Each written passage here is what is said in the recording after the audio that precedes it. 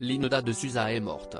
À 74 ans, la célèbre chanteuse portugaise a succombé à une insuffisance respiratoire mais était déjà malade depuis plusieurs mois comme l'a confié son agent Fabien Lecoeuvre.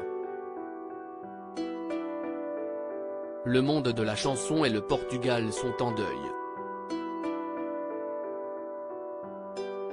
Ce mercredi 28 décembre, Linda de Sousa est décédée à l'âge de 74 ans.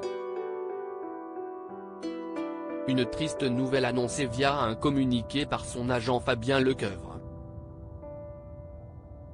Son fils Joao et moi-même, avons la douleur de vous apprendre le décès ce matin à 10h10, de Madame Linda de Sousa, à l'hôpital de Gisors, où elle avait été transférée très tôt ce matin même, pour insuffisance respiratoire et positive au Covid-19, a-t-il révélé sur les réseaux sociaux.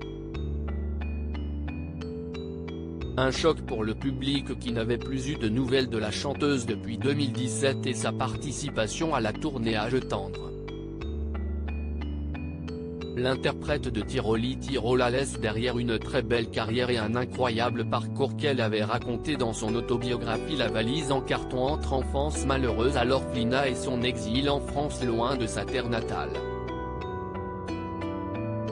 Linda de Sousa malade depuis plusieurs mois. Linda de Sousa a donc fait ses adieux dans un centre hospitalier alors qu'elle souffrait de problèmes de santé depuis déjà plusieurs mois comme l'a révélé au Parisien Fabien Lecoeuvre, qui était son agent depuis 2015 et son tuteur depuis un an.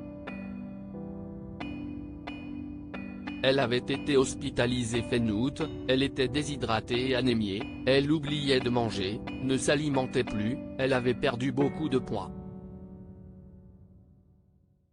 Je l'ai vue samedi dernier. Elle allait bien, elle était dans une maison de convalescence depuis et se remettait doucement, a-t-il expliqué au quotidien. Là-bas, l'artiste a contracté le Covid-19 qui lui a valu des complications alors qu'elle était à risque. Très accro au tabac, elle avait déjà développé des pathologies. Elle n'avait fait qu'un seul vaccin. Elle avait des problèmes pulmonaires. C'était une grosse fumeuse, elle consommait entre 2 et 3 paquets de cigarettes par jour, a confié Fabien Lecoeuvre. Une addiction qui a dû précipiter la chute de l'ex-femme de chambre qui a connu la gloire.